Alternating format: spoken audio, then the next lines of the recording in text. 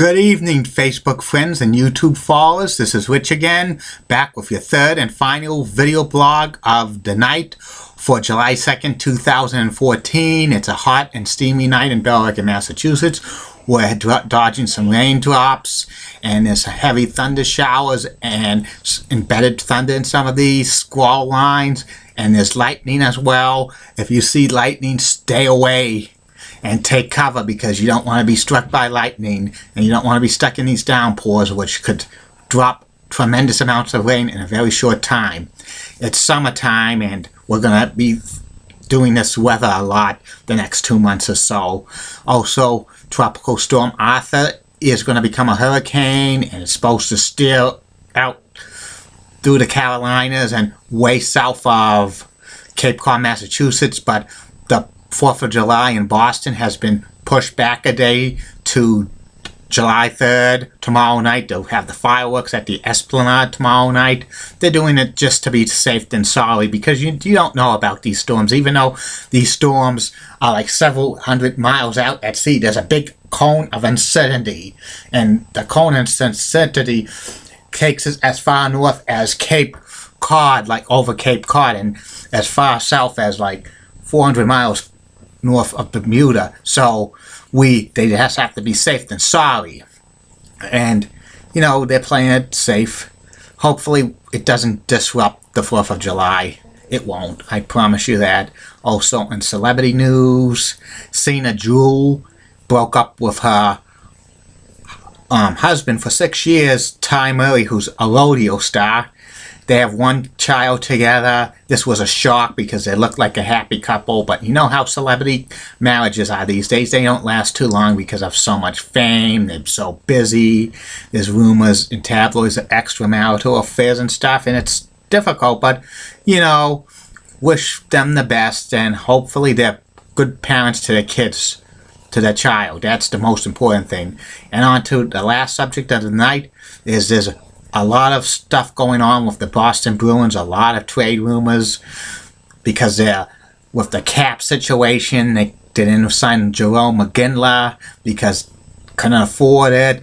Plus, there's also they need the cap room for to sign Riley Smith and Torrey Krug, because they're due pay raises, and next year they're supposed to have pay raises for Doug Hamilton and David Krejci.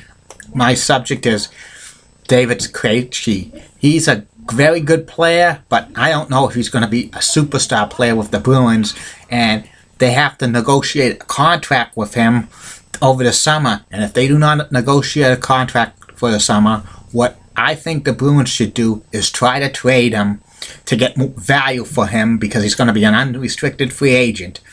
And I don't know if Krejci's a maximum contract player. He shows brilliancy. He shows signs of brilliancy. He's going to be a great player, but other times he's like a slump, and he's like hot and cold at times. And like me, you got to get a deal done with him quickly. And if they don't get a deal done by training camp, I think Peter Chiarelli should entertain the offer of trading him to another team so they could get draft picks, players, and maybe that could free up money to sign Dougie Hamilton long term. Plus, you have Soderberg, who is a good center, and he could move up to the number 2 position as center. Krejci's like just a number 2 center at best. I don't see him becoming a number 1 center at all.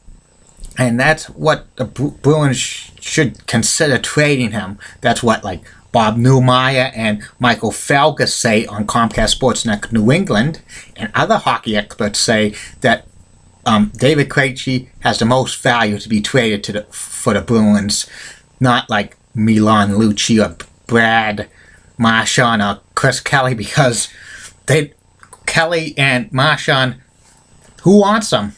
They're not like really top line players. They're quality players, but what team really wants them? And Lucic, I really think he's a good Boston Bruin, even though he's not he's a goal scorer, but he's real popular. I don't see the Bruins trading a real popular player like him away, because that would be crazy. And there's also rumors that that some fans that they want to trade Sedana Chao, the captain, away.